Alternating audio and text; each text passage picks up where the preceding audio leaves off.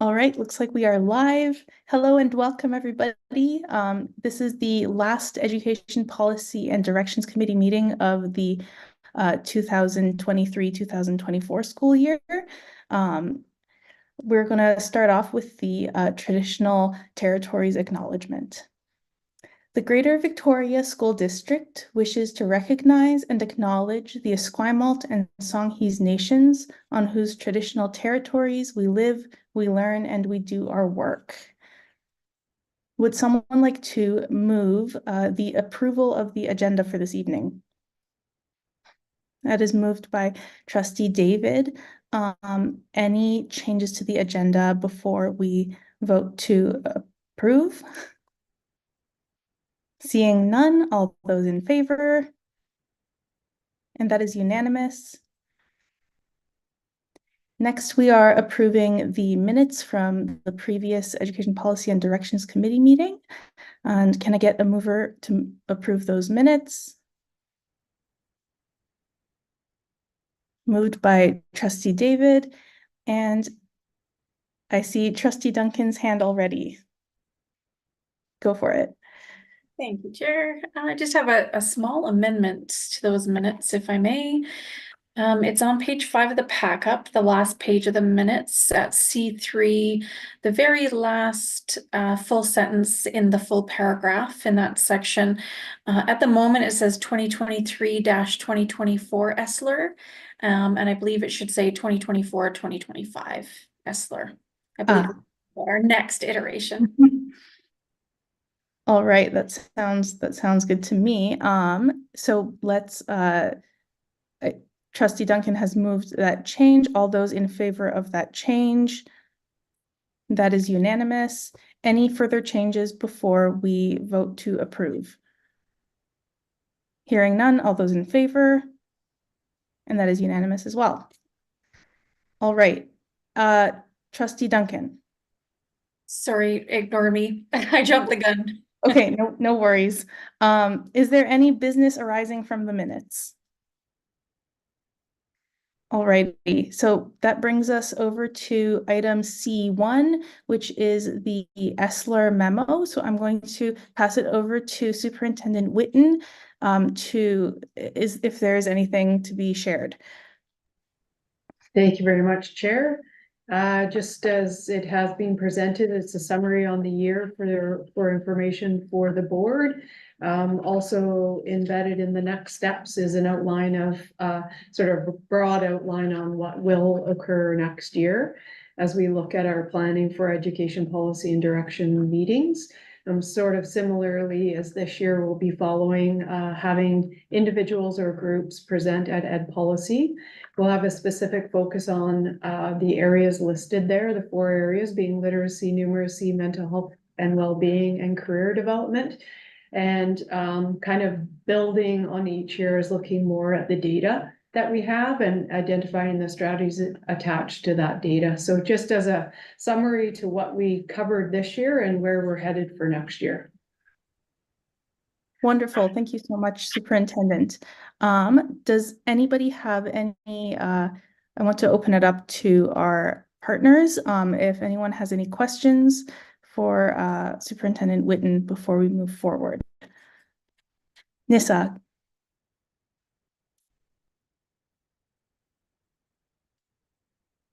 Sorry, Nissa, go ahead. I see your hand.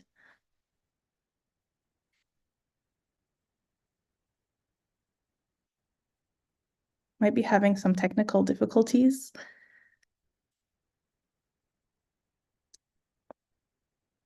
Nissa, if you can hear me, give us a thumbs up reaction.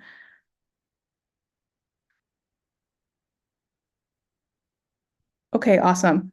Are you able to turn on your microphone?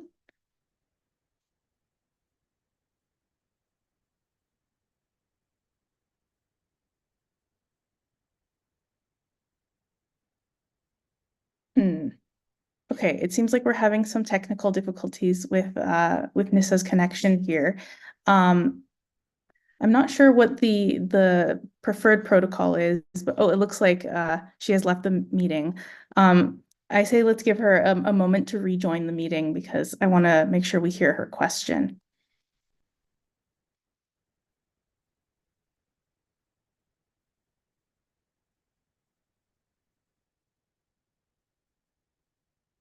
Oh, it looks like she's joined again. Hey, Nissa, can you hear us?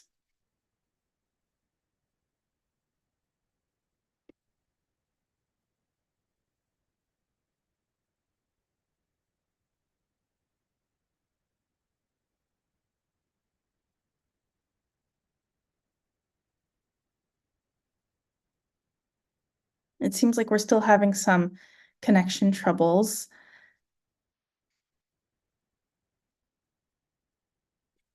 Trustee Duncan, do you have a suggestion? Possibly. I don't know if Nissa can hear me or if she's on a laptop, but perhaps if she clicks on the microphone icon on her toolbar, and then just double checks where her audio is coming from. And maybe it's just something as simple as that. Just a suggestion in case it's helpful. Thanks, Trustee Duncan. I suppose another perhaps we can do a special email question input for this particular case if Nissa is unable to get connected. So I'm wondering if we can see you, Nissa. We just can't hear you. Okay, so now the notepad method becomes an option. No, I'm kidding. Maybe we should do you want to keep troubleshooting and maybe we can come back to this agenda item? Or use chat. Oh, that's a great idea. Are we able to enable chat for Nissa if it's not already been enabled? This is the most technically difficult ed policy meeting we've ever had. I'm so sorry.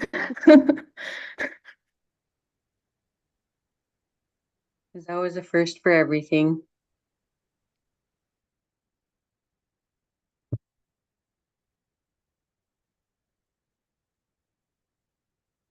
Trustee Duncan? Yeah, perhaps while Nissa's hopefully using the chat function to put a question forward. I had a quick question. Maybe do you want me to? Yes, please. That sounds good. Yeah. Okay. Okay. I just wanted to check in and have a little bit of a dialogue, if we could, about how and where the plan comes forward. So I know that we want to be proactively considering and having a dialogue at our committee meetings around our EDI and MDI data, our learning survey results, our FSA, all of the sort of relevant data sets that boards and senior leaders and districts use in order to glean how well our students are doing in all these sort of areas of focus. And so I'm just wondering, I know that those will be considered by staff as they put together the latest iteration of the FESL, but I'm wondering, how that will influence the reporting out during the year. So we've been fortunate to have school teams and district staff come forward and let us know how things are going, provide us some stories around how things are shaping up at individual schools and then across at the district level. But what I'm hoping is that we can start to look at how we can layer in some of the data and some discussion about how the data informs us about how our students are doing. So wondering, I guess, if we could have a little bit of a dialogue about that, how that's going to look for next year, and how that's going to influence the ESLR development for 2024-25. Thank you, Trustee Duncan. Superintendent Whitten, would you like to take that? I would like to take that, and it does align with the VC PAC Nissa's question as well. If it's okay, I can read out her question, and it does come into the answer as well. So Mental health and well-being are definitely key pillars, and so some of the parents had questions about how we would measure success and progress, which aligns with Trustee Duncan's question too, I believe. So the plan, as it stands now, is from the 4 key areas. The majority of them will present twice in the year, so they'll start the year with a presentation, and that will be built on the information that's included in the ESLR, including data and evidence. So for academic or intellectual development, they'd be looking at FSA data, they'd be looking at completion information and other forms that we have from the ministry, as well as what we can have from district data. They would then, after they've presented that information in the beginning of the year, so the early months in the fall, they'd be coming back toward the end of the year to present on the strategies and how those strategies were working out, whether they were working or not. They can't compare it to data later in the year because the data set wouldn't be available by that point. But what we would be looking at is what do we have within school related data to bring forward. So if we're looking at mental health and well-being, we'd be bringing forward students' sense of belonging, how many adults do they have connections with. That information is coming from the student learning survey, the McCurry, or the EDI and MDI. As it progresses through the year, I think we could look at, well, we should be looking at student voice and having them sort of feed into that later in the year. So what you answered in the student learning survey, is that changed? Is that the same? And taking that student voice sort of as we move forward.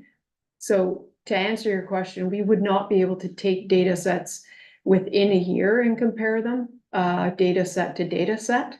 But what we would want to do is align the strategies based on the data we have to start, and then assess moving forward based on data we can collect in the year, whether it's attendance information, whether it's surveying students, whether it's collecting sort of the stories and evidence. But something that we do need is to hear from the students and understand whether what we're doing is making a difference.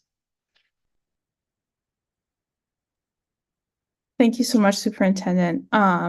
Trustee Duncan, I see your hand. I wonder if it would be okay to give Nissa the floor first, just because I think she's got her mic working now. I think I do. Thank you guys so much for your patience. I apologize. I'm clicking all the buttons and nothing is working. So the I guess that was the question from parents, is that well-being means a lot of different things to different people, and thinking about how would you establish metrics about that, or what would be the parameters on measuring well-being. And something that I personally wanted to suggest is I think it might be similar to how you would measure like occupational health and safety, because you kind of are measuring, if you're doing well, you don't have a lot of incidents, and everyone is able to work well without feeling safe and not being injured or having incidents at the workplace.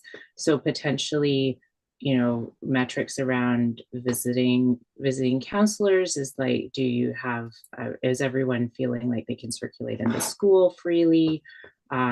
Nobody's raising concerns about places that they feel unsafe, or situations at certain times of day. Just thinking there might be some metrics that could be taken from measuring occupational health and safety that could be adapted, because I think it's a similar, like, you're kind of, if you're doing well, you have nothing to measure in some ways, and that could be a tricky thing. Anyways, just wanted to share that, yeah, there was concern from parents about how do you measure something that is so diverse and means so many things to different people. Thank you. I can turn my mic off now. Thank you so much for sharing that, Nissa. Superintendent Whitten, I want to give you the floor if you have Thank you, Chair, and thank you for the comments. Yes, we definitely do look for what mental health and well-being means to individuals, and I think certainly through the levels, elementary, middle, and secondary.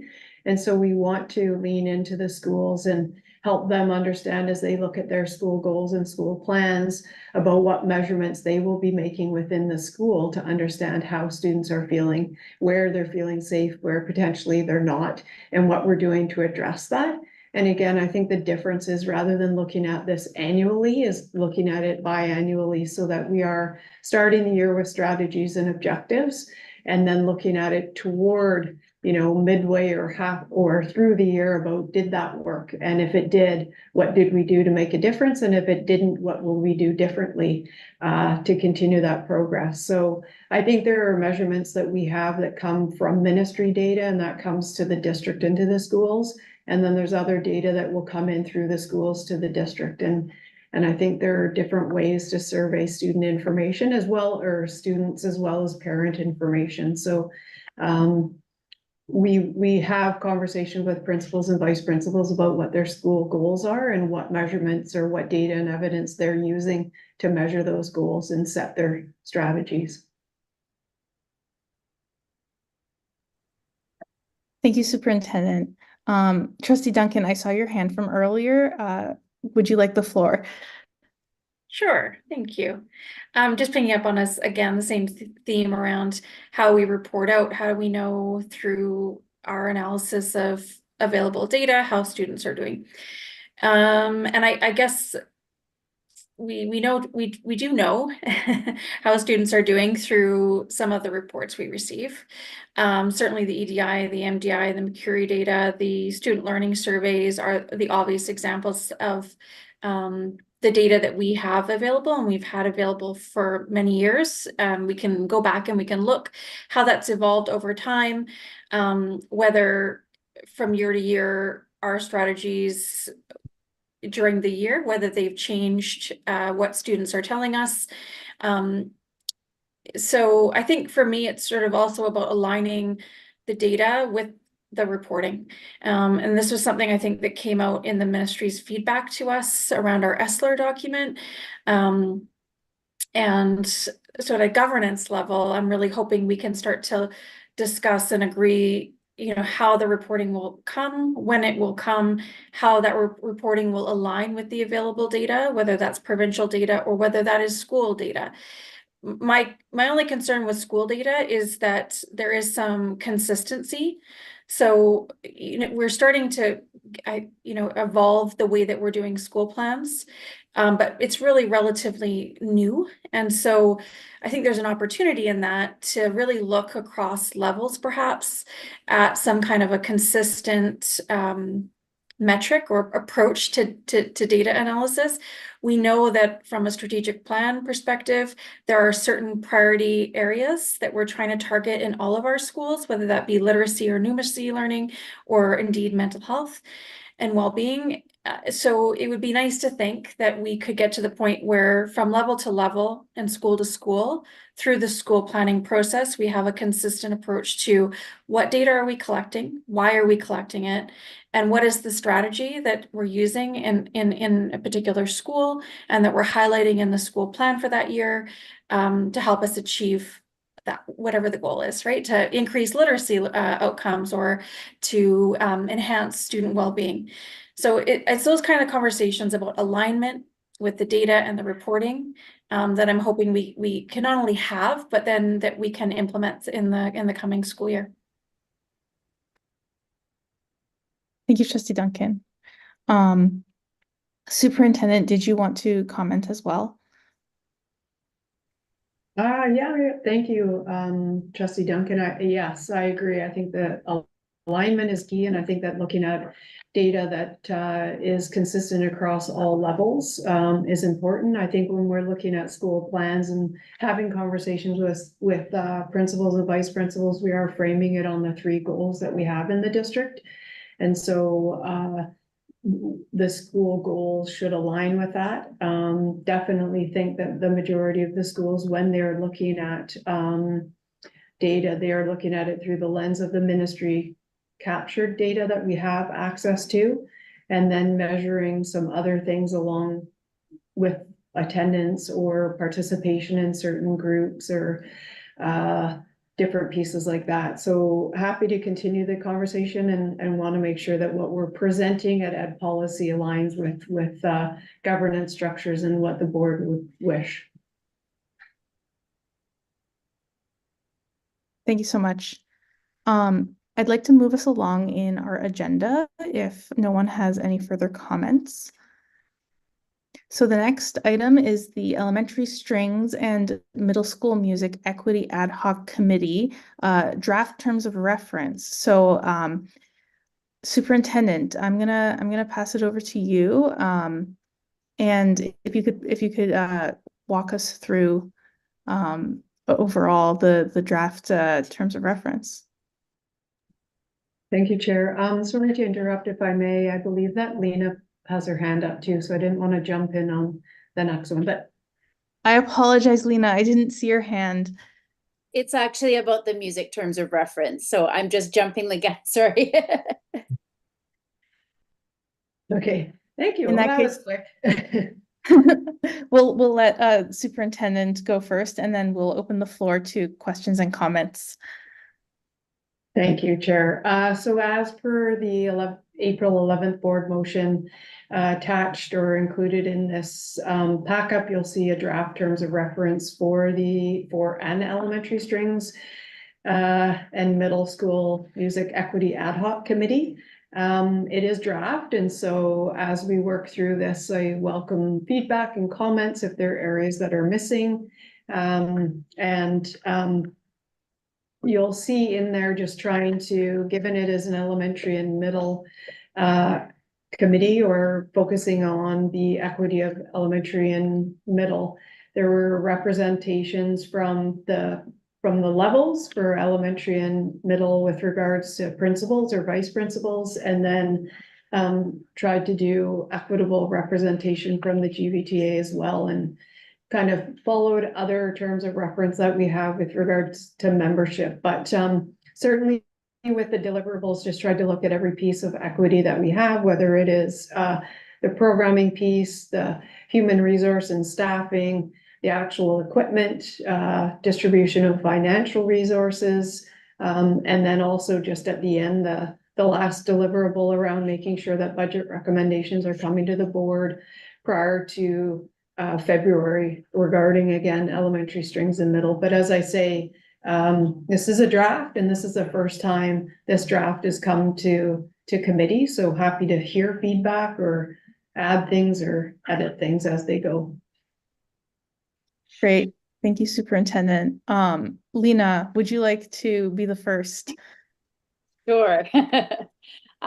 Yeah, we're just wondering if we could consider a third GVTA rep, because it would allow us to have a representative, specifically music specialists. I know we appoint who the GVTA members would be, but it would really allow us to represent the needs of elementary, middle, and secondary. And I realize this is a focus on elementary and middle, but really all of the things that happen in a music program, the elementary and middle are very different from each other, as is secondary, but everything that happens at those levels really affects the secondary programs.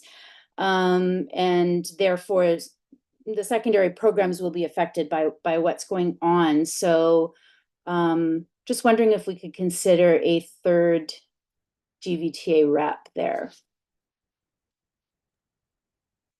Thanks for that recommendation, Lena. I'm certainly in favor of more music teachers being able to participate on this committee, as we want them to be well represented.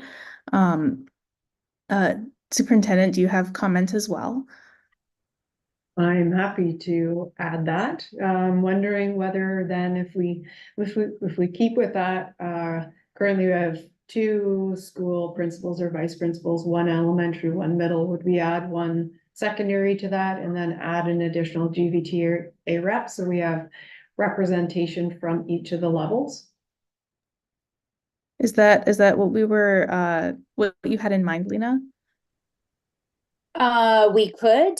Yeah, I mean, I guess the needs of the music program specifically, the teachers who are teaching in those diverse levels really have sort of a vast understanding of the programs. However, I'm sure the principals do as well, and the other pieces that come with programming and scheduling and those pieces. So Mhm. that I could see work. I see some more hands up as well, and I'm wondering if they're specifically related to this exact topic or if there are further comments. I see a thumbs up from Nissa. I also see Trustee Kwan's hand. Just because I got the thumbs up from Nissa, I'll let you go first, and then if Trustee Kwan wants to weigh in as well, and then we'll go on to the next set of comments. Go ahead, Nissa. I appreciate that. Thank you. And through the chair, a question about the membership. So the two student representatives or feedback from the student representative advisory. So the intention there being like students from elementary and middle school or high school, or sort of the mix there. And then just wanting to raise, I do, of course, appreciate the representative from the BC PAC in recognizing the terms of reference. But just that because there's been such strong parent advocacy for the music program, and the experience in the music program is diverse across the district. Like parents with students going into the strings program have a very different perspective than parents who have students who have been in the strings program through middle and high school. So I just was wondering if, and then also students, they frequently have the support of their parents when they're advocating for themselves. So just wondering about that split, if there's an opportunity to is the idea that the VC PAC would be trying to be a conduit for representing that diverse voice from the parent community, or what the thinking was behind the two student reps versus the one official parent representative on the committee. Oh, I'm already unmuted. Excellent. Thank you so much, Nissa. Superintendent, would you like to weigh in before I ask Trustee Kwan to weigh in as well? Yeah, thank you, through the chair. So just speak to the student representatives. I think most of the time students feel more comfortable coming in pairs to meetings. And so the idea was that they'd either be middle or secondary. I think that we would, obviously try to collect information from elementary students, but they probably wouldn't come to a formal meeting.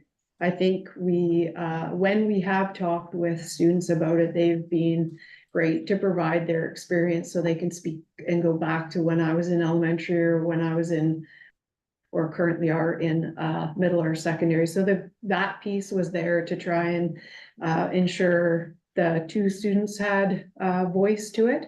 With regards to the parents, I'm more than happy. This purpose of bringing it here is to hear feedback. I never want to assume that I know that BC PAC is coming to many meetings, so I didn't want to assume that you wanted more than one representative, and I also didn't want to assume that I would put out a parent person without having them come through BC PAC. So it is. I have no concerns at all if it's two parent representatives or it's two BC PAC representatives with obviously a hope that the individual or individuals are music parents. Just to follow up, because of like the different advocacy and diversity at the different age groups, if it could be worded to give the option of having more representatives, just to ensure that we're really capturing that voice, as I can speak to the challenge of being a single person trying to represent a collective at the parent level for the district. So just recognizing that there is a lot of parent support and there's a diversity of views that we'd want to make sure that we had space to space to have people feel welcome in voicing their concerns or bringing things forward. Thank you. Thanks for your suggestions, Nissa. I also want to pass it over to Trustee Kwan. I know you've had your hand up for quite a while. Go ahead. No worries. I know how to be patient. I have 4 kids. Okay, so sorry, I'm coming from the car, just kind of driving pulled up the side of the road here, but all of the discussion we've heard so far sounds amazing. Wanted to send out some thank yous for the terms of reference and the draft. I think really, you know, we're pretty much almost there. Some great suggestions, but I don't think that those things were necessarily I guess out of the TOR, it just wasn't necessarily as narrowed down as we've discussed. I agree with Lena. I would love to see some music teachers on there, but alternatively, I think it's very important to have teachers who, you know, especially a grade 5 teacher who might have some, you know, background knowledge on how to make, you know, strings work and what they need in their classroom versus what, you know, strings provide. So, you know, I think thinking about all of those things, you know, I think another thing that we really probably want represented on the committee would be a music teacher, specifically instrumental music teacher, so they really know, you know, what an instrumental music teacher needs. You know, we talked last time with the hub model about tuning and that kind of thing. So, you know, those kinds of things are great knowledge to have on the committee. I agree with Nissa. I would love to see parents on there. I think, you know, I think there's still some parents around from Amos, so I think that would be something to look into as well. But I also just wanted, you know, to say that just because we don't have all of these people on the committee doesn't stop the committee from bringing those people in as guests and having to speak with them and hear what they have to say. So there is the opportunity to have that option as well, rather than having them sit on the committee. So I think we're in a good spot. I would love to see, rather than just high school students, I'd love to see some middle school students, even some elementary school students, but maybe the opportunity again is to bring them in to one meeting and chat with them rather than having them as members on the committee. So all great stuff coming through, but appreciate all of the effort that's gone into the TOR and the discussion that we've had tonight. Thank you. Thank you so much, Trustee Kwan. I especially want to thank you for mentioning instrumental music teachers, because as we know, teaching instruments usually involves lugging around a lot of equipment, and in many cases tuning each instrument for the students, especially in grade 5, where a student may have zero experience with that instrument and where their parents may also have zero experience. I want to give Trustee Duncan an opportunity as well. Yeah, thanks, Chair. Just a quick comment just around some of the discussion so far. You know, I know when we're putting together our terms of reference, as the superintendent mentioned already, we are not seeking to be prescriptive with our partners about whom they send. We might suggest in a terms of reference, put the request in that we'd appreciate it if they could send somebody with, certain experience that might complement the work of the committee. But at the end of the day, it is the partners around the table, their choice, which reps they choose and why. And then in terms of a couple of things, just minor things around the draft itself, under voting, the last sentence, I wonder if we could just include a full stop at the end after Board of Education. And then under the procedural note sections, we call it the committee, I think, in the rest of the body of the draft. Just wondering if we could put capital on committee in both of the bullets under procedural note. Thank you very much for noticing those details, Trustee Duncan. Superintendent, I want to give you the floor once again before we move on. Great, thank you. I believe what I've heard, and I will incorporate in here, is one additional GVTA reference to a music teacher with instrumental background. it'll be reworded, but that effect. One additional, or two additional VC PAC members, so that there'd be three. So we would have three VP, VPA, three teachers, three VC PAC. And then I've made the notes of the capitalizing and the full stop at the end of the sentence. I think that was everything. Fabulous. Thank you so much, Superintendent. It's going to be a full house with this committee, and for good reason. If there are no further questions or comments for now, I'd like to move us along to item C3 of the agenda, the draft regulation 6163.1 learning resources. I'll pass it over to Associate Superintendent Arts. Yeah, thank you, and to the chair. The regulation is brought back to you again. At our last meeting, there was some feedback and discussion that was being shared through the GBTA and through trustees. So I've incorporated that feedback into the draft that is presented to you here. I think this is not the first time for us to look at that, so I'm happy to take questions or clarification if people have them around what's incorporated here. Thank you so much, Associate Superintendent. Right off the bat, does anybody have any questions or comments? Trustee Duncan. Okay, so yeah, there's a few things I think at this point it would be great to chat about. I think first and foremost, around the reconsideration process.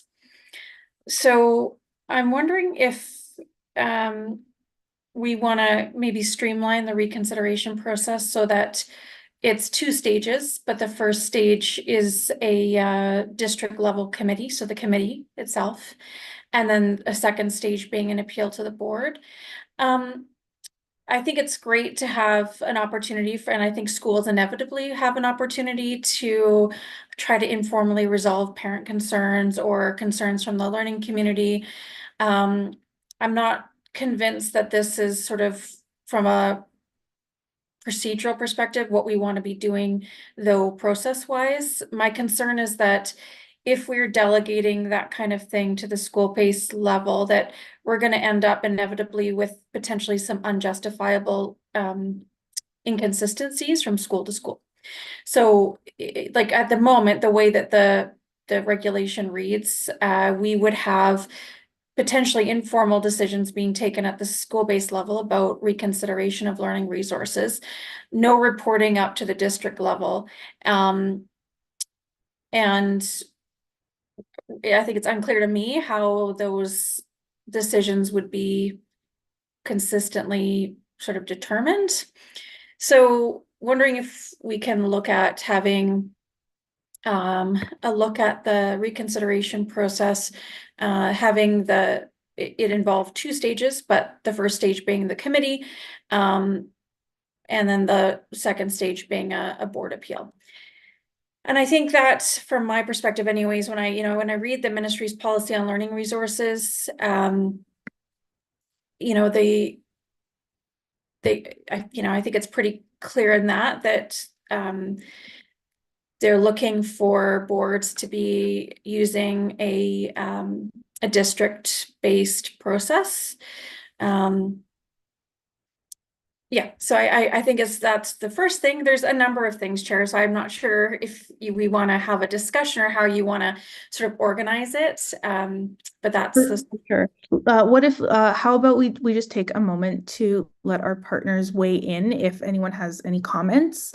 But if folks are for the most part in agreement, maybe we can press on. So Nissa, go ahead. Thank you. And through the chair, I just wanted to agree with Trustee Duncan that is a consideration around consistency and defensibility of decisions, because I think one thing we really want to avoid is people who are in positions of decision making not being aware of the process that led up to the piece of the information arriving on their desk for consideration. Thanks so much, Nissa. Trustee Duncan, would you like to go on to the next section of your comment? Sure.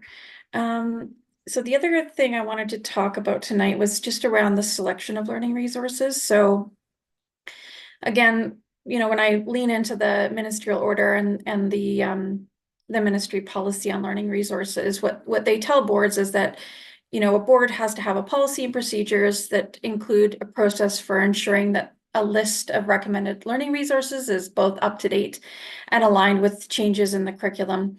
And then they say that that this would include adding and removing resources from the lists. And then it continues and it talks about boards, may choose to use the services of something like the Educational Resource Acquisition Consortium to assist them in choosing and improving learning resources. I know our district does use that consortium, or we're part of that consortium. But really, my point here just goes down to sort of like let's assume that someone comes into our district as a new member of staff or a new parent or a new student, and they're trying to understand like where to go to select approved learning resources. At the moment, I'm not clear reading this where they would go or how they would find approved lists of resources. And so I'm wondering if we can be more specific in a paragraph here, or in a numbered section about where folks would find our approved list of resources, who we use. So for instance, the consortium, and when there's a change. So for instance, if something is withdrawn and no longer used, how that's communicated out, like what the expectation is in terms of communicating out changes. Do you want me to pause there? That was kind of the next section. Okay. Okay, sorry, my phone just started ringing for no reason. Okay, so Associate Superintendent, did you want to follow up to Trustee Duncan's comment? Yes, thank you, Chair. So I think a lot of this was covered in the policy work that we did around the selection of our resources when we took a look at that. But I'm happy to go back and look closer at this, Trustee Duncan, and see if we can strengthen that some more. But I do know we did a fair amount of work around the selection and that of the resources there. So let me take that away and get back to you around that, okay? Excellent. Thank you so much, Associate Superintendent. Trustee Duncan, do you want to move on to your the next? If I may, Chair, I just wanted to provide a little bit more context. So just for my comment. So, like in the policy, what we said we set out a criteria that would be used regardless of sort of whom is looking at the selection of a resource. We also, indicated in the policy that the work to select resources would be delegated to district staff, right? To our staff. We didn't spell out in the policy sort of where to find resources, who, it would be delegated to in particular. And so what I was hoping to see in the regulation is just some more specifics. Again, assuming that someone comes in new, right, to our district, and they're looking at our policies and our regulations to guide them so that they understand how we determine what selection we're going to make, and then B, who's in charge, C, if there's a disagreement or a concern, how they raise that. And at the moment, like I was expecting to see it in the reg rather than the policy, the specifics about where the approved resources are located. I mean, for instance, we have, I know in our district, electronic resources that are available to staff. So a mention of some of those resources and how they can be accessed would be really great to see in the reg. So just a little bit more context. And I do have some other comments, so whenever it's appropriate, just let me know. Thank you for that additional context. I think right now would be an appropriate time to continue, unless let's pause for just a second. If anyone else would like to weigh in or has any comments before Trustee Duncan continues.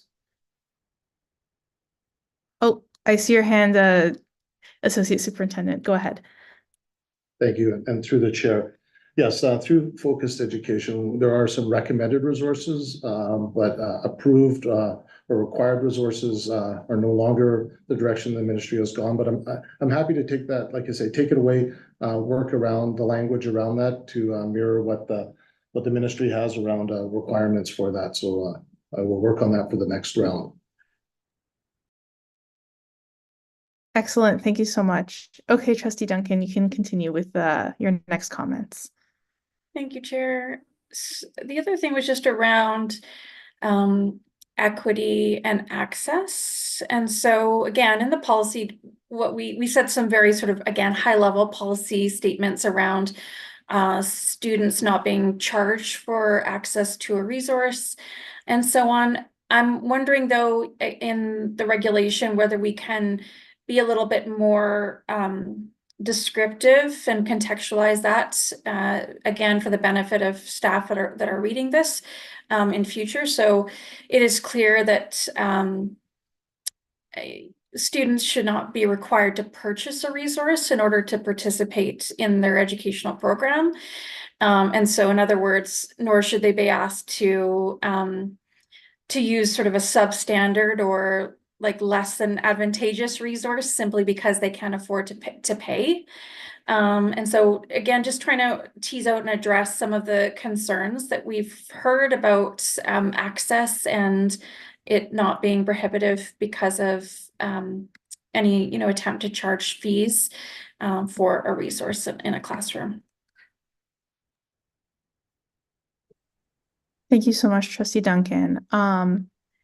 Associate Superintendent Arts, do you have any comment or I guess clarification around that?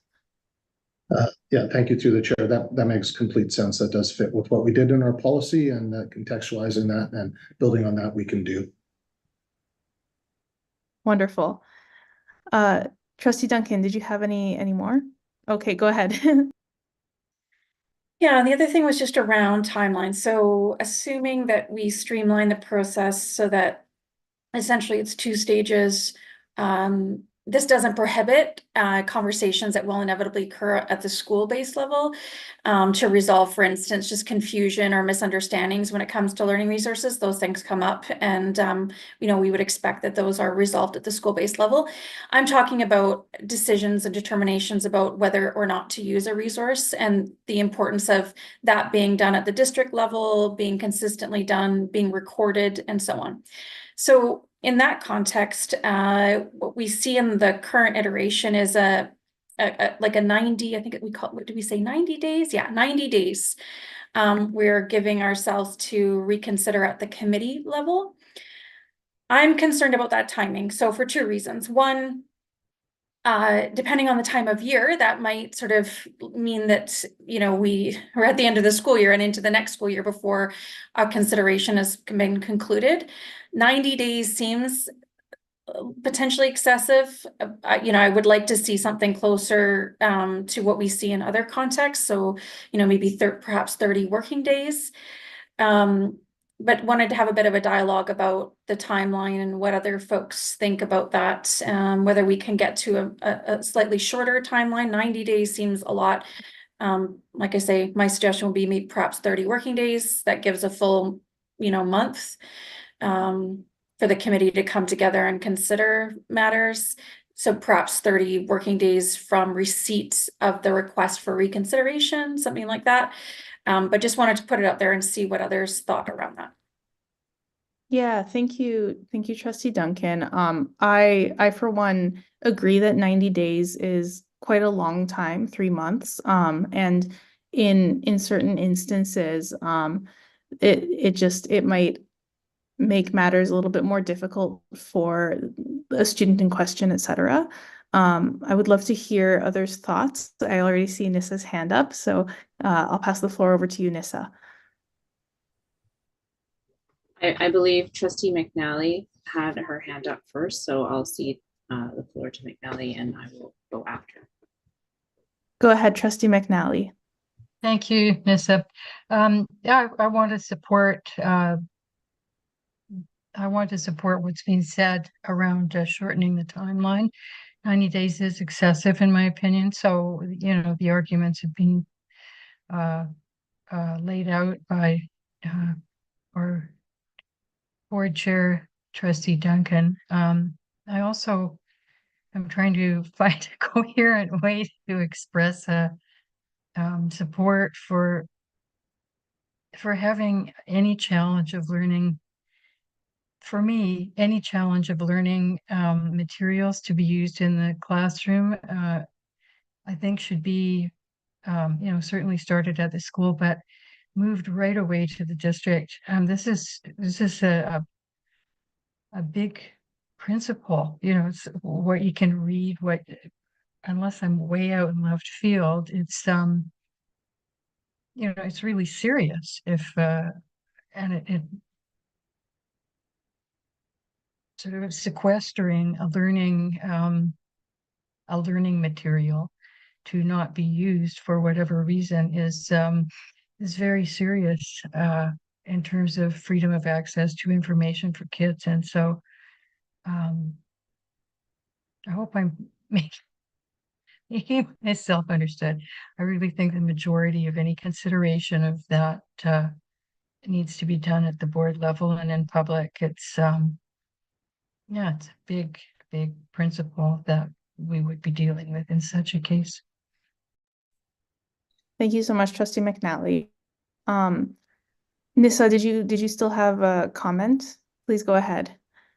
Thank you. And through the chair, I think shortening the response time will be very important to ensure that anyone bringing forward a concern feels that they are heard in a reasonable amount of time, especially considering that there are many people within our school community who don't necessarily have a knowledge of process and may have different perceptions of timelines and what constitutes a response when it, especially if it's something that they feel very strongly about. So the importance of having a shorter timeline so that it encourages the response to be in a timely fashion, I think will potentially keep discussions, you know, in my experience, people feel they're more willing to listen when they feel heard and or don't want to exacerbate a situation that might be quite charged by having longer timelines. Thank you. Thank you for your perspective, Nissa. I'm also going to open up the floor to Trustee Kwan, and then I'd like to hear from the sorry. I would love to hear from senior staff because as we know, like once there is something on our plates, depending on the time of year, it can be extremely hectic. So I do want to make sure that we're being mindful of everybody's perspectives. So go ahead, Trustee Kwan. Yeah, actually mine is a little bit different than what we're talking about right now as far as timeline goes. So if the superintendent or one of the other members of her staff there had something they wanted to say, I'm happy to bring that forward first. Awesome. Thank you so much, Trustee Kwan. I'll pass it over to yes, go ahead, Associate Superintendent. Thank you. Yeah, to the chair. So if I'm understanding this correctly, we look at having a two-stage process still, but stage one would be the district level and stage two would be an appeal to the board. And the timeline would start at the district, when the district level, when the submission of paper comes in at the district level, which is Appendix B on the attachment here. I think the recommendation of 30 working days is reasonable. And so I don't see that as a concern to change it to 30 working days. Amazing. It sounds like everybody is for the most part in agreement. And so, Trustee Duncan, did you want to comment before okay, I'll go over to Trustee Kwan first and then I'll, sounds good. Okay, go ahead, Trustee Kwan. Yeah, it may not actually even be relevant anymore, but maybe just a reminder as we're building in the two stages in a different way. I guess my concern was perhaps even just putting a little more direction in that first stage. I just noticed, once the issue was resolved, it just says process is complete. And I thought, there's still people involved with appealing or, wanting, there's an issue there. And so, in the second stage, we have parties informed. And I think that actually is maybe something that's still missing from that first stage. And we definitely want to have that as well, regardless of what's going on, just making sure that the parties are informed there. It may not be relevant if we're moving to the stages because it'll look very similar to what our second stage looks like, but that was just something that kind of stood out to me. Associate Superintendent. Thank you through the chair. Yeah, Trustee Kwan, I agree. In my mind, that stage 2 has now become stage 1 with that written part that is at the end of it. And then if someone wants to appeal to the board, there's already been that process complete. So the informal part may happen at the school. It's just not going to be documented here in this document. Stage 1 would be that stage 2. Awesome. Thank you so much for clarifying, Associate Superintendent. Trustee Duncan. Yeah, thanks. Just a couple of other things just wanted to raise at this point. One of which was, in terms of appeal process, we wouldn't want to have an appeal, like there'll obviously need to be some reworking of some of the forms and process documents, just so that things don't get hung up at the school-based level. Like if a member of the learning community wants to appeal it, we don't want to see that delayed by discussions at the school-based level, unless, of course, the party that wishes to appeal wants to have those discussions at the school-based level. We just don't want to see any unnecessary delay. And I think, again, going to process around who would raise the form, who would provide the form, and who would send it up. We might want to look at just streamlining that so that it's similar to what we do with some of our other reconsideration processes, where the individual appealing completes the document and they just send it to, again, a district contact. And then the district becomes responsible for making sure that relevant parties get copies and so on.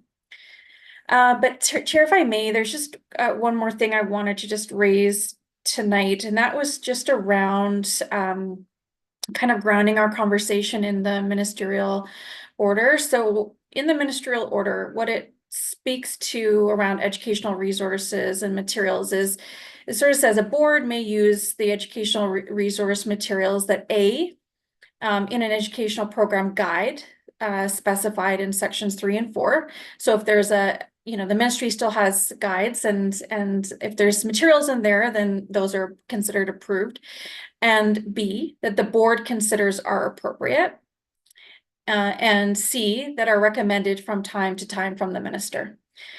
And then it just says, before a board uses educational resource materials referred to in B, so this is that the board considers appropriate, the board must approve those educational resource materials in accordance with policies and procedures established by the board. So I just wanted to kind of remind us that the purpose of the policy and then this regulation is to ensure that we have appropriate policies and procedures to ground our decision making, and these are required by the ministerial order.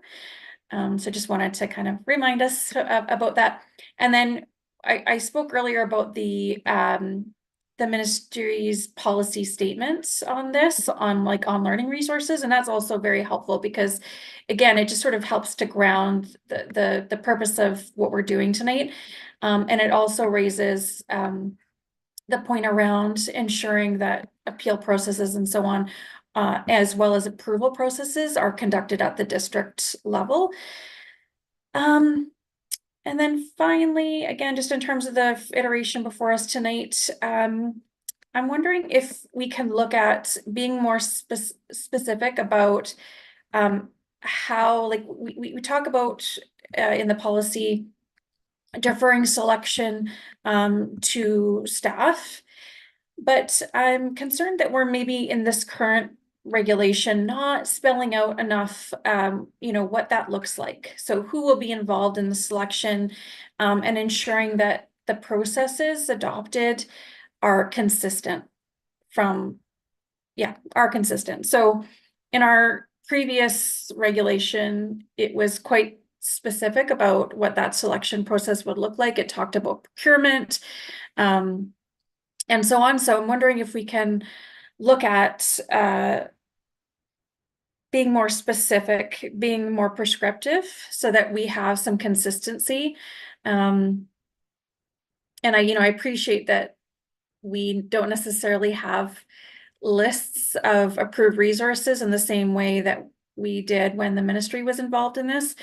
But I think from what I can gather, the ministry's expectation of boards is that we are quite prescriptive, and we are clear about how the selection process works, and that selection process is consistent from school to school.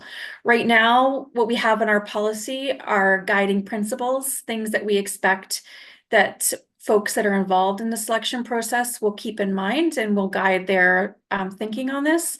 But I was hoping to see in the regulations some more description of what the selection process involves and who would be involved. Thanks, Chair. Sorry, I know that was a lot. Thanks for bearing with me. Thanks so much, Trustee Duncan. Associate Superintendent, I just want to check in with you. Were you able to capture everything that that Trustee Duncan had as suggestions and concerns? Thank you through the chair. Yes, I believe I was able to get that all. Thanks. All right.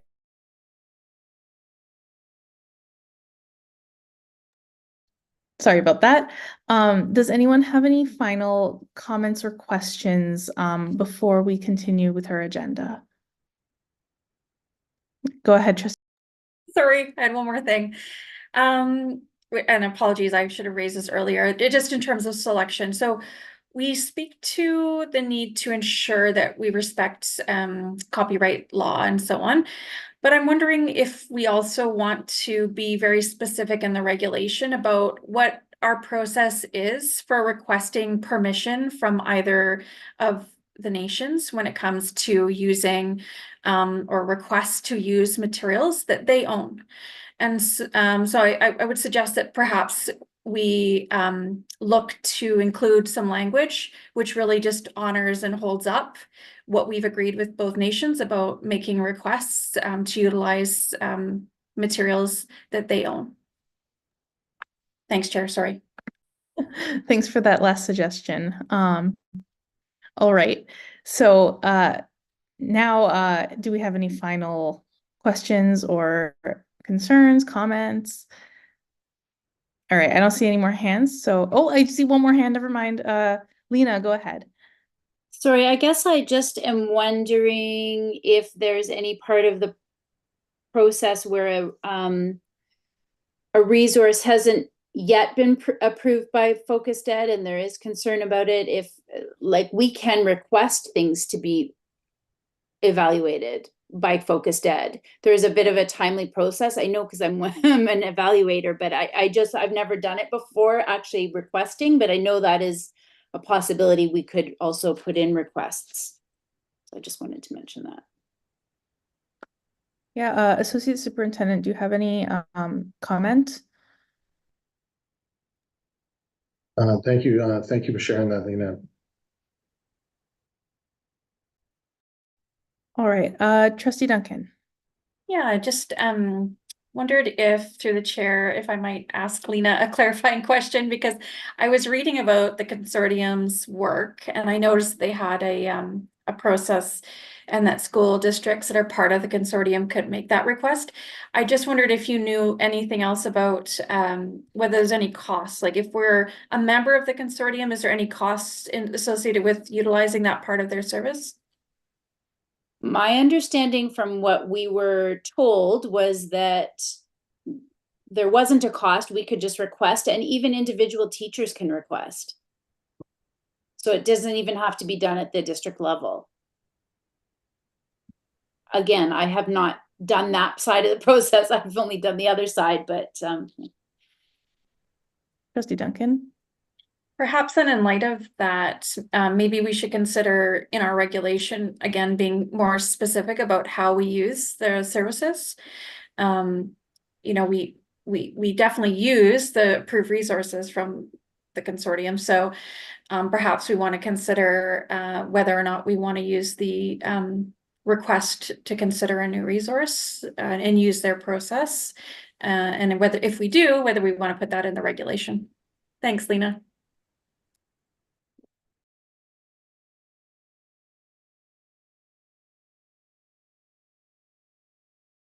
Oh, sorry about that. I see your hand, Tina. Go ahead. Hi there, thank you. I just want to address maybe a couple of the questions Nicole brought up, Nicole Duncan brought up about, like, if a new teacher comes into a building, how does he or she get a resource? Very few teachers are buying or ordering resources on their own without a lot of collaboration and consultation in departments. So at a high school, it'd be all our department heads looking at the pot of money we have, what department wants what, and we have lots of collaboration. Our teacher librarians play a really big role in helping us. So no teacher is ever doing that on their own. They're always asking and coming into a building, what are we using? Oh, I like this resource from my last school. Then it's a discussion. And our teacher librarians are really great resources for that. Ultimately, when a question comes to me as a school principal about a resource that a parent is not happy with, then I consult with my teacher librarian. I look at the resource, and sometimes it's what's in our library. It's not a specific resource. So again, our teacher librarian, if there's a concern, I would never pull a resource as a school principal without consulting with senior leadership. Like, without this process, I don't think school principals were pulling resources off shelves without consulting with senior leadership and consulting policy. So just so you know that. Thank you. Thank you so much for that insight, Tina. Trustee Duncan? Yeah, thank you. And through the chair, thanks, Tina, for providing that school-based context.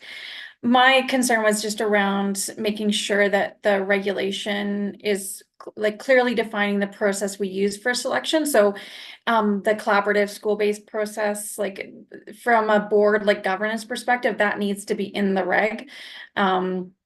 From both a transparency perspective, but also from the perspective of our board's fiduciary and governance responsibilities under the School Act. So yeah, sorry, I didn't mean to suggest that schools were just doing whatever they felt like. I know that's not the case, but this is our opportunity to kind of define what we're doing, how we're doing it. And I know it's been quite a while in the making, so I realize that you folks have been carrying on despite the fact that we have not updated this, I think, since the mid-90s, if I remember correctly. But yeah, thanks, Tina. Appreciate it. Thanks, everyone. Trustee McNally. Thanks, Chair. So yeah, through the chair to Principal Pierce.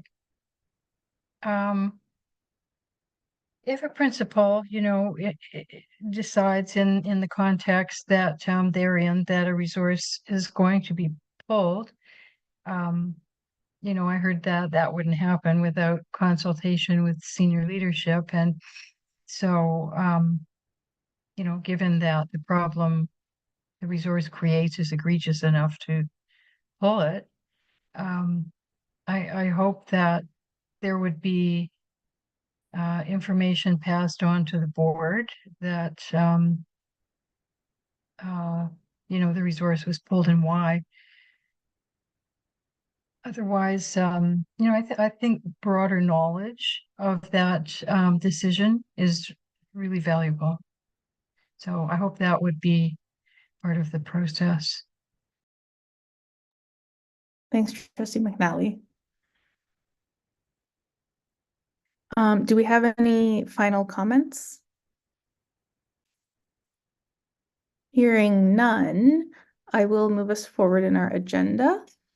There is no notice of motion this evening and no general announcements, and so that brings us to adjournment. Can I get a mover for adjournment?